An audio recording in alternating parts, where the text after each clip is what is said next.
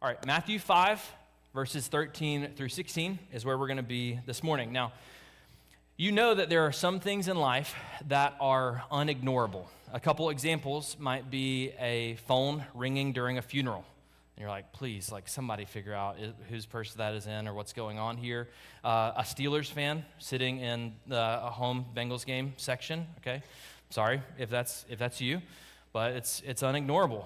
Maybe it's a bright light that flashes during a movie, and you're like, oh no, what's going on? Well, that's actually a personal example for me, because several years ago on the University of Cincinnati's campus, we wanted to do a movie night, and so we had some of our college students that lived on Eden allow us to borrow their front yard for the evening so that we could host a college ministry movie night.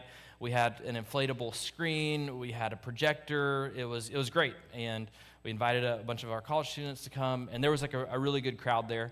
I went, even though I was definitely the only person there over 30, just because I wanted to encourage the students that were leading it, meet some new students, that kind of thing.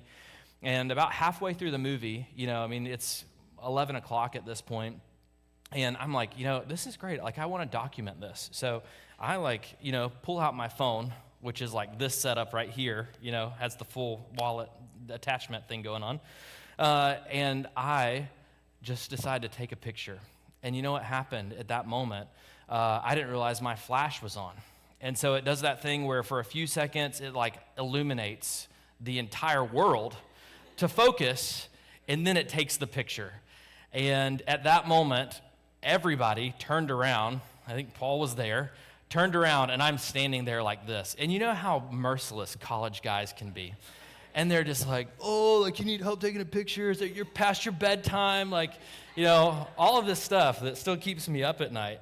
And I say that because you might need a reminder to check your phone settings. But in reality, what Jesus is going to say here is you need to check your life settings and recognize, are you actually making a difference in the dark? We looked at what it means to live out the Christian life in the Beatitudes last week. And if we're not careful, we could almost think that now we're moving to a completely new, detached section as Jesus says, be salt and light in the world. But what he's doing is showing us what the embodied Beatitudes do whenever they're lived out in a world that is dull and deteriorating, that needs salt, and in a world that is dark and needs light.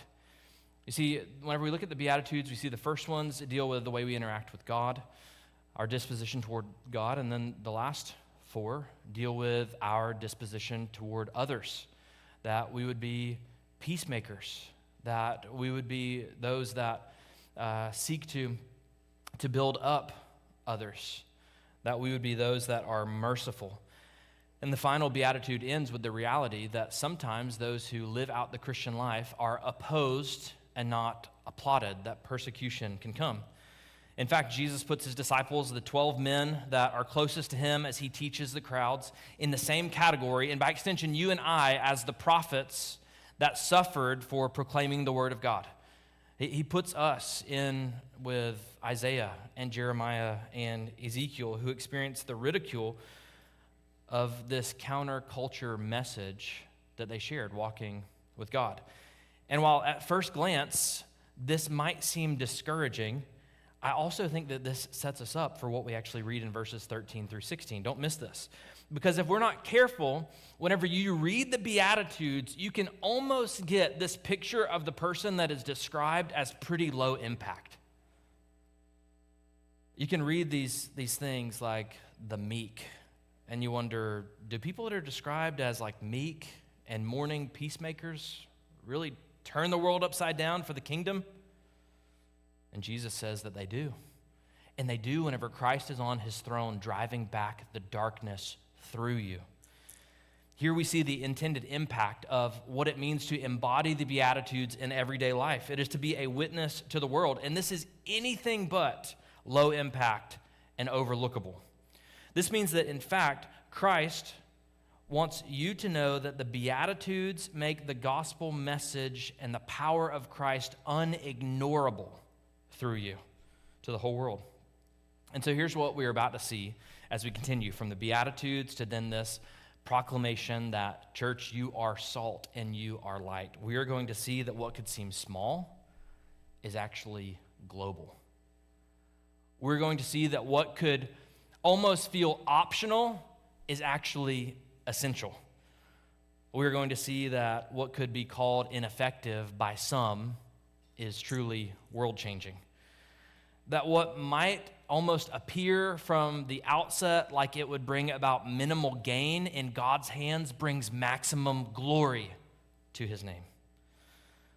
The full life is found in the narrow way. That's what Jesus is teaching us through the Sermon on the Mount. And this is not just a new way of thinking. This is an eternal hope for the nations, and it is worthy of our time. Which means that as Christians, man, we are passionate. We are not passive. We are advancing the kingdom. We're not apathetic to the world around us. It means that we are now emboldened with a holy ambition to see lost people saved and saved people sent as we are. So if you wanted to summarize this message in a single sentence, it would be this: that Jesus makes his people unignorable so that the world would worship him. Jesus makes his people unignorable so that the world would worship him. Now, our time today, looking at this passage, we're going to break up into 4 parts, 4 subheadings, if you will. I'm not going to give these to you in my notes, but I kind of want you to know the framework that I'm thinking through. And part 1 is going to be our identity as salt and light. Part 2 is going to be the problem of a deteriorating and a darkened world. Part 3 is going to be the gospel, he who is the source and substance of salt and light. And then finally, we're going to get to mission. What does it mean for us to be sent? All right, with that being said, let's look at verse 13, chapter 5. You are the salt of the earth, but if salt has lost its taste, how shall its saltiness be restored? It is no longer good for anything except to be thrown out and trampled under people's feet. You are the light of the world. A city set on a hill cannot be hidden. Nor do people light a lamp and put it under a basket, but on a stand, and it gives light to all in the house. In the same way, let your light shine before others so that they may see your good works and give glory to your Father who is in heaven. Part 1 is me, you, and the metaphors that are given here. You are salt and light, a city, if you want to include that as well.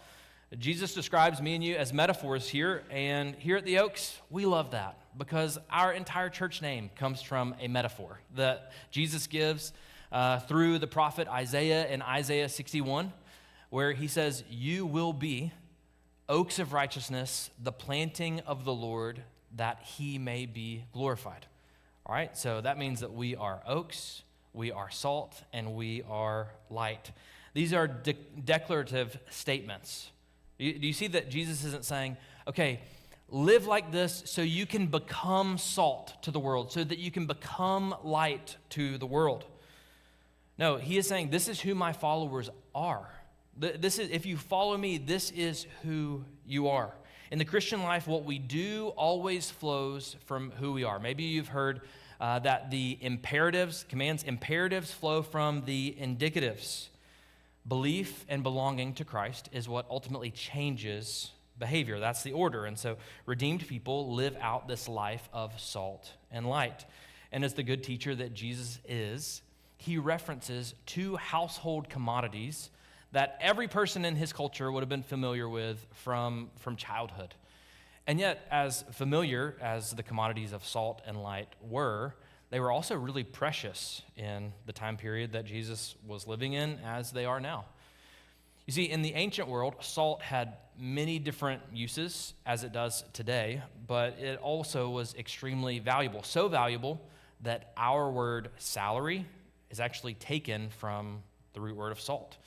So Roman soldiers were often paid in salt, and so that was called a salary. Maybe you've heard somebody say, that guy's not worth his salt. Well, that's another way to say, like, man, that guy's not, like, he doesn't really do much. Or maybe you've heard, like, I'm only going to take that with a grain of salt, which means, that's only worth, like, 1 grain of this thing, so I'm not really going to put that much stock in it.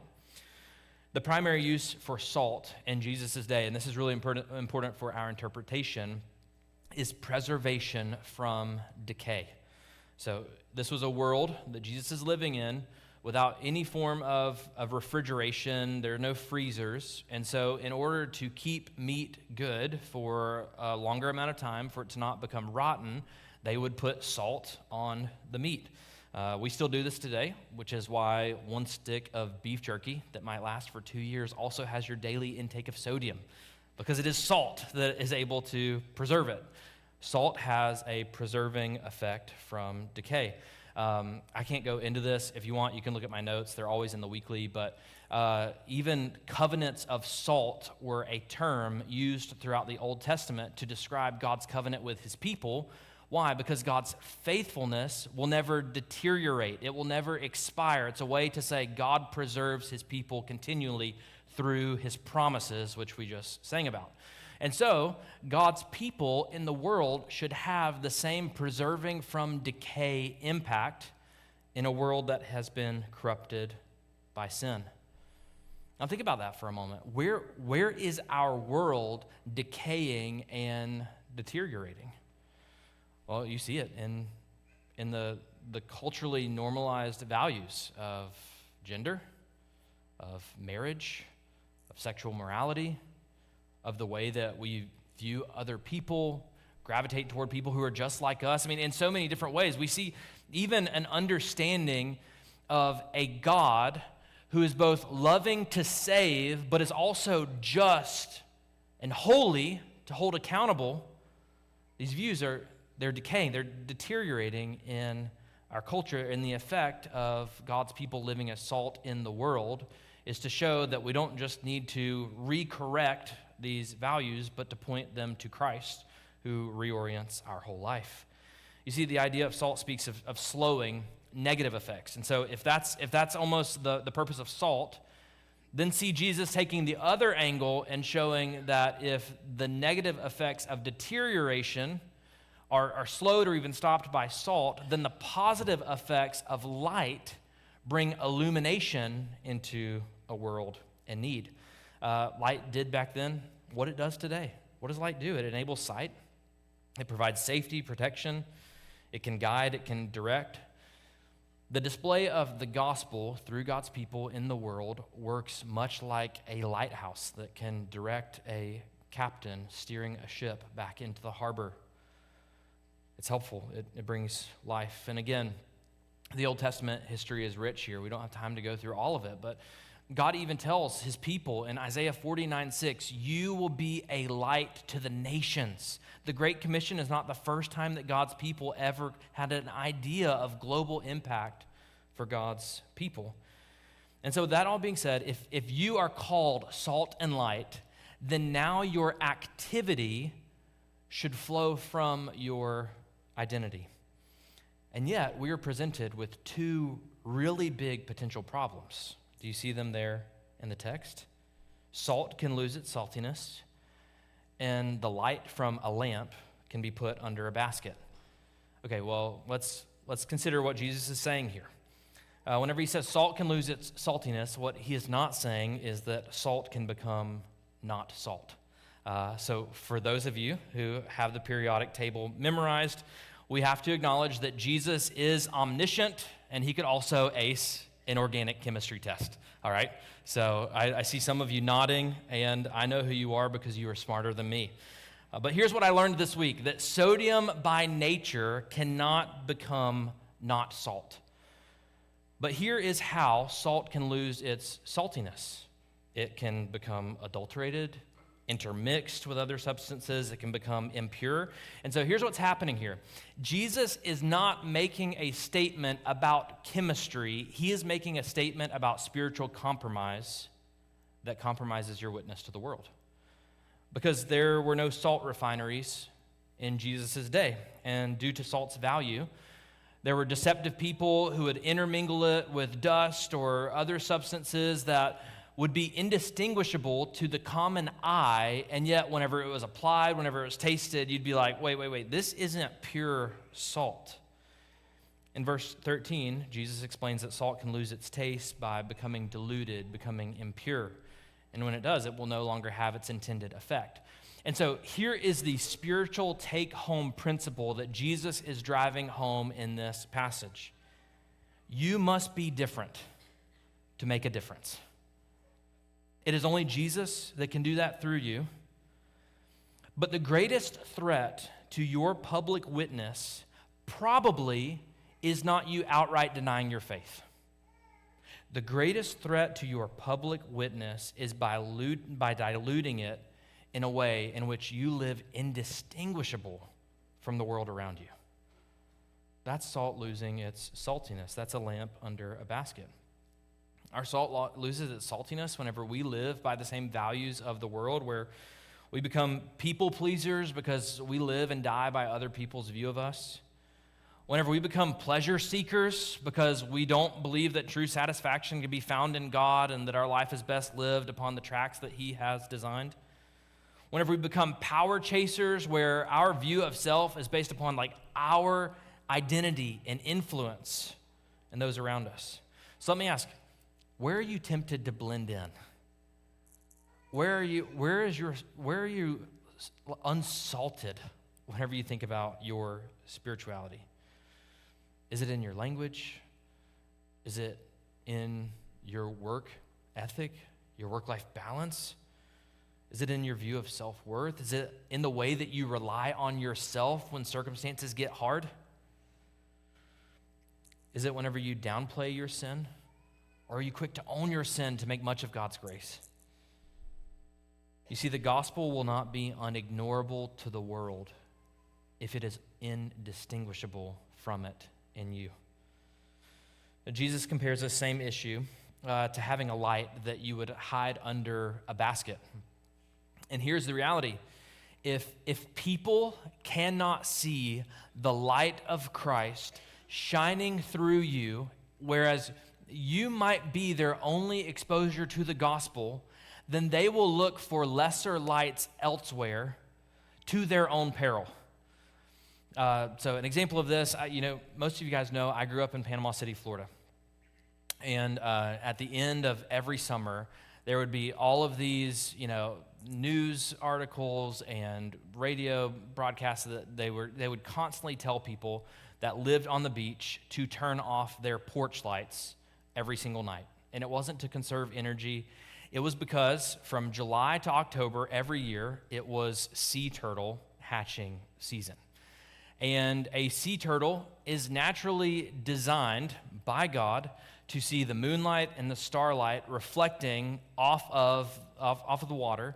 And so whenever they hatch, they would look for the greatest source of light, and they would begin, going out to it so that they would survive. There was even this terrible song that I remember to this day, and I'm not going to sing it, but I'm going to tell you the words so that it's also stuck in your head. It's like, sea turtles dig the dark, turn off your light, turn on your heart, because sea turtles dig the dark.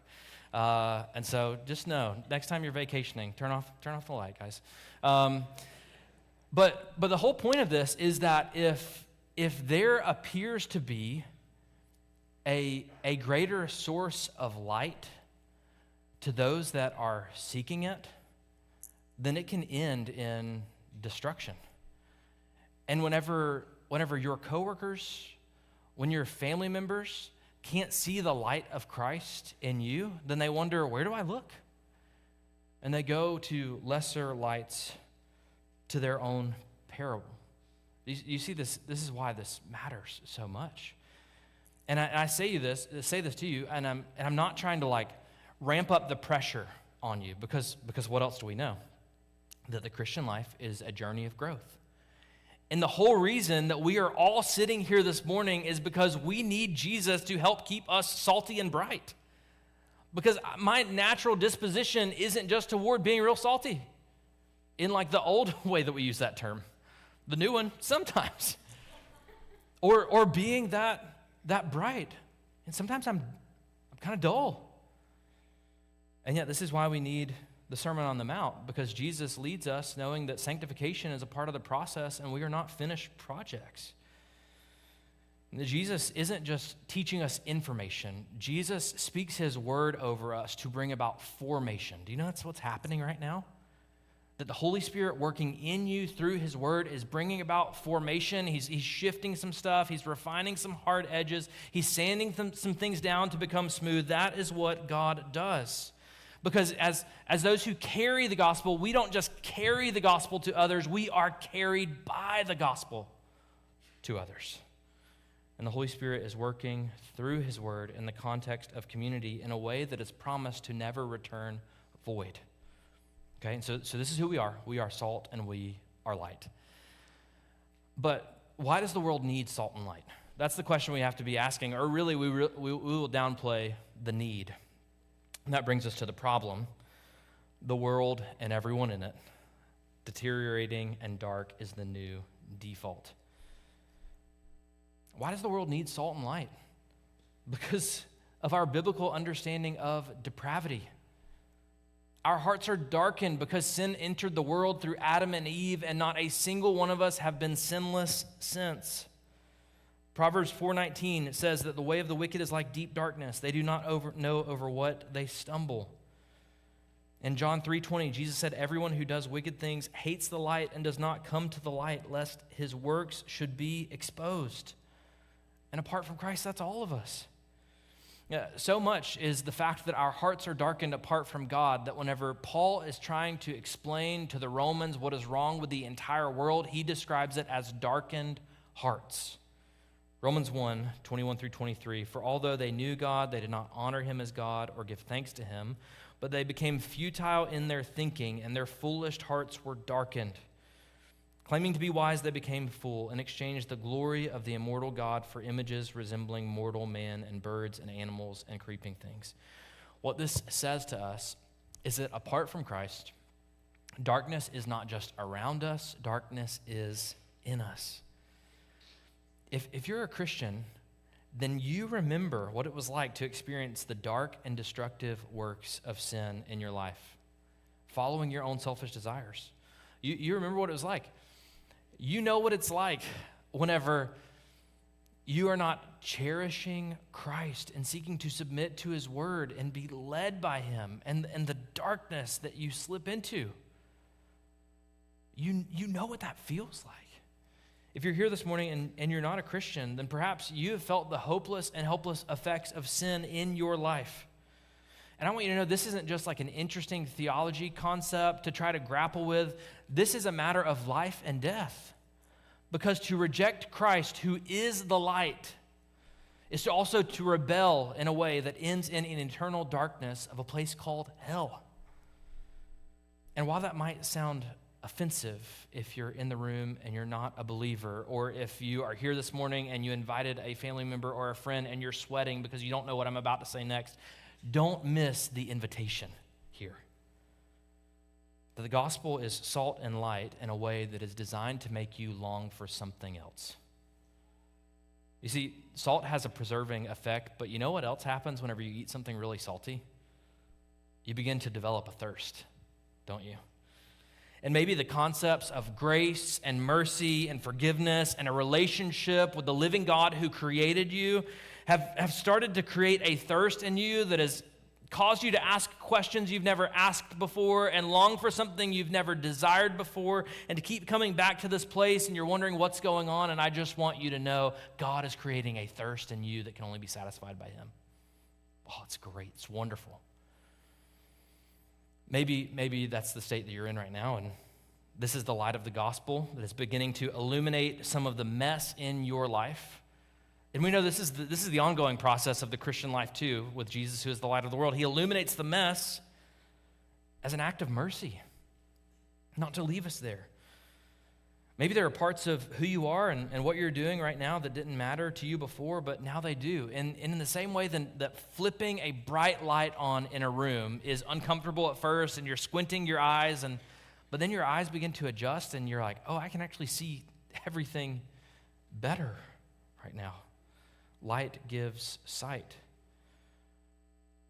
That's the same way that recognizing our need has an impact on us and is showing us where we really are.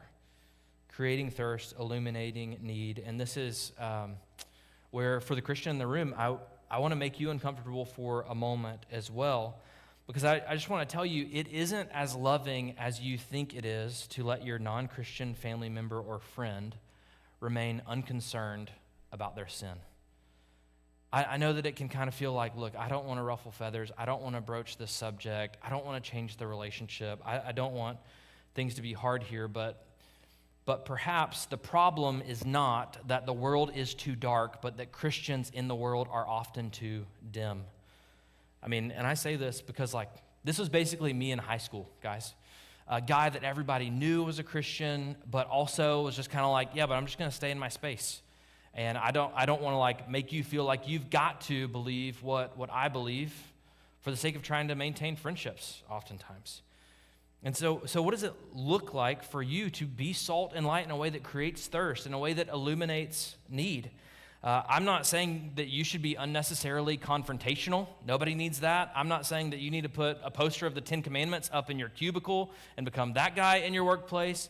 I am saying that you need to live in such a way that it creates thirst and illuminates need. And here is one simple suggestion. Look at the life of Jesus and look at the way that he interacts with people. Just read through the Gospels and study the ways that Jesus interacts with other people. One of the things that he often does is he just asks really good questions.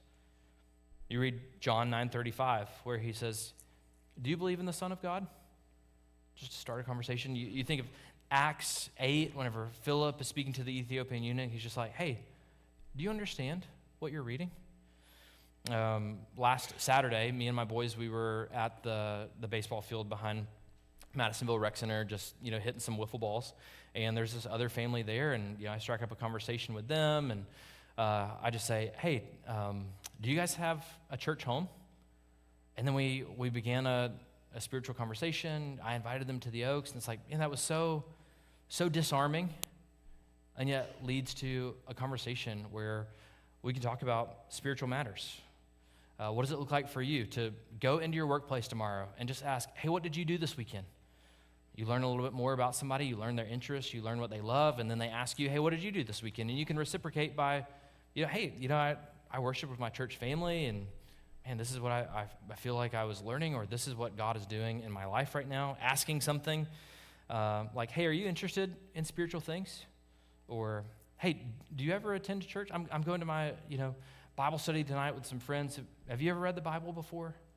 Just asking disarming questions. Because while salt in the wound is uncomfortable, it can also be used by God to save life. And if we genuinely care about other people enough for them to experience the blessed life that God offers, then we will live out the Beatitudes by being salt and light to them in a dark world. What can make ordinary people like you and me salt and light? It is by encountering the source of salt and life, who is Jesus himself, which is where we turn our eyes to the gospel. The one who redeems it all, the source of salt and light, the Savior of the world. You see, the darkness of sin that pervades the world does not just mean that we need a set of new behaviors and new best practices. No, in our depraved state, Ephesians 2 has said our spiritual pulse has been checked and we are declared dead in our sins and trespasses, which means the Beatitudes, the Sermon on the Mount, does not come to give us more guardrails. It comes to give us God himself. And this is the good news of the gospel, because 1 John 1:5 says what? That God is light. What is God's first act in creation? It is speaking light into the darkness. God appeared to Moses as a bright, burning bush. He led his people through the wilderness as an illuminating cloud of fire. When the prophet Daniel describes the Lord, he says, I love this. He knows what is in the darkness, and yet the light is with him. He is where the light is. He is light. All of these references, bless you, to light have their fulfillment when Christ takes on flesh. And Jesus says, I'm the light of the world. Matthew 4:16, fulfilling the prophecy of Isaiah, those who are dwelling in darkness have seen a great light. And on the darkest day of history, the light of the world was nailed to a sinner's cross. The sky grew black, and it appeared like death and darkness had won. Christ's body was laid in an unlit tomb. And yet 3 days later, when the sun rose above the earth, the Son of God had already risen, because he is light, and he brings the light of life to men. And he changes us, because 2 Corinthians 4:6, echoing that first day of creation, says, "For God, who said, 'Let light shine out of darkness,' has shown in our hearts to give the light of the knowledge of the glory of God in the face of Jesus Christ."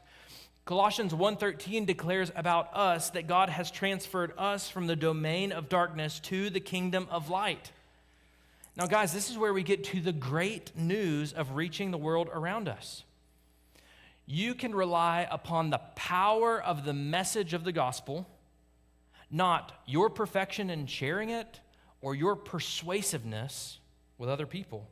Because why? It is an encounter with Jesus, the light of the world, that brings light into darkness, in the same way that God spoke light into an unformed universe. That's the power of this message. That's why we can be salt and light in cities on a hill. And get this, the same grace that saves you also sustains you in your walk with the Lord. So if you're experiencing the conviction of, wait, I think that my salt has become unsalty, and Jesus asks, how can salt become salty again? Guess what? Salt can't. The Christian can. It is not impossible for a Christian to be salt again. If David the adulterer and Peter the denier can become trophies that magnify the grace of God, then you, Christian, in your imperfection, can rely upon that same grace to be salt and light to a world in need. Encountering God, as Isaiah said, whenever his sin is atoned for in Isaiah 6:8, then he says, "Send me. Here am I, Lord, send me." And so now, the light that saved you sends you out into the world to shine through you. Part 4, you are sent. We say it every week. We'll say it again. Seizing your surroundings and shining the light to glorify the Father. Because Jesus makes us different, we're called not just to be different, but to make a difference. Sometimes at the Oaks we say, God hasn't just saved you from something, God has saved you for something. And this is living out that. Because what does verse 16 tells us? That we are to let our light shine before others so that they may see your good works and give glory to your Father who is in heaven. Shine your good works so that people would glorify your Father in heaven. Where do we do this at? Well, as I referenced before, he says, you are the salt of the earth. You are the light of the world. Do you see that this is a global calling? It wasn't just like be a light to your 5 closest friends. Be salt in your zip code. This is everywhere you go. This is a precursor to the Great Commission. Everywhere you go, you should be salt and light, which is why we ask the question all the time, who is close to you but far from God? And how can you be the bridge? God has placed you there around people I will never meet for a specific purpose. And what's the goal? It is to give glory to our Father. Understand this, living out the Christian life of salt and light is not for the sake of putting a spotlight on us, but to turn on a floodlight that shows the world who God is, that they would see his greatness. And this is where I get to encourage you. If your aim is simply the glory of God, then you don't have to obsess about the outcome, about the numbers of your campus ministry, about the fruit of those that you are seeking to lead and disciple and lead to Christ. Because what do we know? That success is defined by faithfulness. It's not measured by the outcome. And so the question is the way that you're parenting, you're working, you're studying, you're completing assignments, following through with commitments, with the goal of glorifying God above all else, that people would worship him. You see, Jesus doesn't give us the option of shrugging off this responsibility. He says that a city on a hill cannot be hidden. Do you know this? If you claim to be a Christian, other people know that you claim to be a Christian, or they should. Your city cannot be hidden. And so people are observing your life most likely not reading the Bible, sitting under the scriptures, seeking to understand who God is by looking at your city and wondering where there are light bulbs burned out, wondering if you're going to be the one that is first to apologize whenever something goes wrong, if you're going to be the one to seek to step up whenever nobody else is courageous enough to lead. A great example of this past week. Oh, this is kind of funny. So, you guys know my truck was hit a couple weeks ago. I'm in a rental car, and I've had it for a few weeks now. I've been parking it in my driveway, and my neighbor texted me this week and said, "Hey, Terry Lee, is everything okay at home? I've noticed your truck hasn't been around, and I've noticed that somebody else's car is parked there, and was just kind of wondering, like, do you guys need anything?" And I'm like, whoa, hey, like, this is a rental car. Everything's fine at the pastor's house. Like, our marriage is great. Our kids are happy, like, I'm just like, because it's like, you're like, whoa, I don't need rumors, starting on Chandler Street. And I'm just like, but that is just a small example of, like, people are always looking at your life. Your kids, the little people with your last name, they hear what you say about God, and yet they also see the role that soccer plays whenever it competes with spiritual things. People know, like, okay, I worship the Lord on Sundays, but are you living for the weekend on Friday and Saturday night? Acting like you can kind of have a dual life with no destructive effects? That shouldn't be us. We don't have to guess about the type of good works that witness a life that is walking with God. You see, as a church, we believe that every member is a missionary to Cincinnati and the world. So whenever people are like, hey, what's the Oaks' missionary strategy or mission strategy? I often say, you are. You are. Like, living out the gospel where God has put you. We need Christians living on mission everywhere. We need godly dads that are willing to coach their T-ball teams, their sons' T-ball teams, and pray for the families that are a part of it. Open up that time with a time of prayer. We need great neighbors that are willing to host a backyard cookout and invite everybody to create an environment of hospitality that ultimately points to the love of Christ. We need supervisors at work that care as much about their employees' personal walk with the Lord as they do their sales performance. I'm not asking everybody to become pastors, ministers, preachers. I'm asking you to live as a spirit-filled Christian wherever you are, salt and light. Because salt doesn't affect anything if it stays in the shaker. Salt can't have an effect unless it is poured out into the world. And so what does it look like for us to let our good works shine before men? I'm going to give you a few that came to mind this week. And I'm sure you already, you've got the Holy Spirit in you, so you could already pick up on these. But honor your spouse and speak positively about them to others. Man, you want to change the way that people think, that'll do it. Choose contentment and reflection whenever those around you are groaning and complaining. Seek understanding or choose silence whenever other people around you spread gossip. Make prayer your first priority and not your last resort, specifically whenever somebody brings up some sort of suffering to you and you just say, hey, I'm a Christian, could I pray for you about that right now? I know so many of you that are in the medical field that do that all the time whenever somebody gives you permission, and it's awesome. Just keep your word. Own up to your sinful attitudes and actions and ask for forgiveness. Be generous and open-handed with your time, your treasures, and your talents. Do your job in an excellent way. One of the first ways that Daniel had an impact in Babylon is in Daniel 6:3. He's described as one who has an excellent spirit in him. Build others up.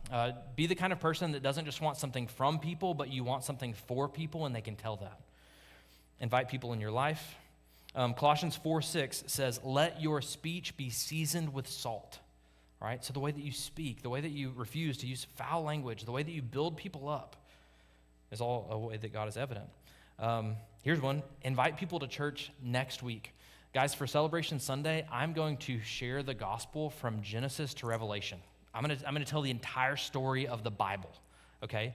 And so, man, it's something I can't wait to share with the people I'm inviting next week, and hope you'll be there too. Be a good neighbor. Get to know people's names. Participate with what's going on in the community. Have I given you too many yet? Finally, seek to get to the gospel.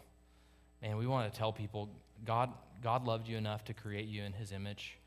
And you and I are broken because of sin, but God made a way for us to have life with him again, and he did that through sending his son to die and to rise again. You see, people may reject the light, but they will not be able to ignore it if we are salt and light to them. Why? Because we want people to be reconciled to God. That's why all of this matters. As Emil read earlier from 2 Corinthians 5:20, Paul says, "Therefore we are ambassadors for Christ, God making his appeal through us. We implore you on behalf of Christ to be reconciled to God." You see, we are ambassadors, and every church is an embassy, outpost of the kingdom. This is one of the reasons that we want to send at least 50 people out with the King's Church to plant in north central Cincinnati next year, so that we can equip and raise up more churches in this area.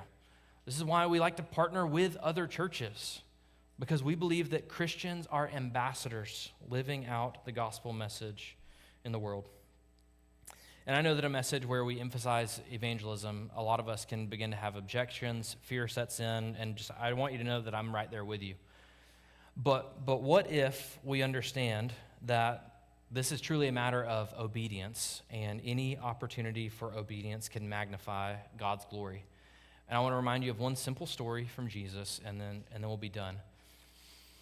There's this scene in Luke 5 where the disciples, they'd been fishing all night, and Jesus comes to them, and he's talking, and he says, "Hey, I want you to put out your nets in the deep waters." And do you remember what Peter says in Luke 5:5? He says, "We've worked all night. We have not caught anything, but because you say so," that might be the only sermon we need here, right? "But because you say so, I will let down the nets." Now let me ask, what is your "we've worked all night"? Is it, "I'm still a new believer"? Is it, "What if I say the wrong thing? What if I don't have the answers? What if they point out some of the sin in my life that would almost make me feel unqualified to share this message?" What is your, "Hey, we've worked all night"? To which Jesus then says, "Hey, put out into the deep waters." And they did. And the scriptures say that they caught such a large number of fish that their nets began to break. They brought in so many fish that they needed to call in their friends. They needed to fill up the other boat. They filled up 2 boats, and Peter was awestruck. I mean, go back and read it in Luke 5. And yet then Jesus says to him, because at this point Jesus has proven the point he was making, and he says, "Don't be afraid, Peter, for from now on you will fish for people." So do you think that was amazing? If you trust me, if you follow my word, and you put out your nets into the deep water, you'll catch more than fish. You'll be a part of fueling the mission of God to see lost people saved and saved people sent. Oak Church, you are the salt of the earth. You are the light of the world. And may we trust that God can do immeasurably more than we ask or think. Immeasurably more for his glory forever and amen. Let's pray.